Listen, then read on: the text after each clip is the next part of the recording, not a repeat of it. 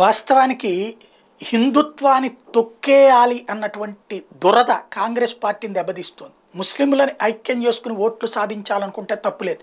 కానీ ఆ టైంలో జరిగినటువంటి క్రైమ్స్లో కూడా వాళ్ళని కాపాడాలని ప్రయత్నిస్తే, మతం పేరుతో కాపాడాలని చూస్తే ప్రజలు తిరగబడతారనడానికి సాక్ష్యం ఛత్తీస్గఢ్ లాంటి పెద్దగా మత ప్రభావం లేనటువంటి గిరిజన ప్రాంతం అత్యధికంగా ఉన్నటువంటి చోట సాహా అనేటువంటి ఒక కూలీని చంపేస్తే మత ఘర్షణలో అతని కుటుంబాన్ని ఆదుకోవాల్సింది పోయి ముస్లింలు ఫీల్ అవుతారు, ఆ ఓట్లు పోతాయన్నటువంటి ఉద్దేశంతో రెచ్చిపోయి ఆ కుటుంబాన్ని బెదిరిస్తే చివరికి ఆ కుటుంబంలో ఆ కూలీ తండ్రికి సీట్ ఇచ్చి భారతీయ జనతా పార్టీ పోటీ చేస్తే 7 సార్లు గెలిచినటువంటి ఎమ్మెల్యేని ఓడించి ఆ కూలీకి విజయం సాధించి పెట్టారు అక్కడ ప్రజలు. అంటే ఒక పోలరైజేషన్. ఇక్కడ నువ్వు ఒకళ్ళని చంపేసి ఒకళ్ళ మతం కోసం అని చెప్పేసి ఆపేస్తే ఊరుకోరడానికి సాక్ష్యమైంది. రాజస్థాన్లో సేమ్ కన్నయ్యలాల్కి సంబంధించినటువంటి ఉదంతం. అక్కడ ఒక టైలర్ తను టైలరింగ్ చేస్తున్నటువంటి షాప్లో పనిచేస్తున్నటువంటి కుర్రోడే మత పెచ్చతో ఇంకొక మతోన్మాదిని పట్టుకొచ్చి చంపేశారు.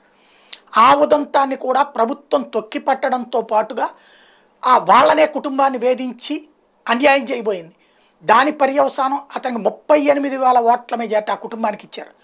టోటల్గా ముస్లింలకి వ్యతిరేకంగా హిందువులు లేరు, కానీ ఉన్మాదంతో మత పెచ్చతో ఎవరైనా కనుక ఘాతుకానికి పాల్పడితే వాళ్ళని కాపాడటానికి క్రైమ్ని క్రైమ్గా చూడకుండా ఓట్ల కోసం మతాన్ని అడ్డుపెట్టుకుని నాటకాలు ఆడితే తిప్పి కొడతామని ప్రజలు నిరూపించారు రాజస్థాన్, ఛత్తీస్గఢ్లో.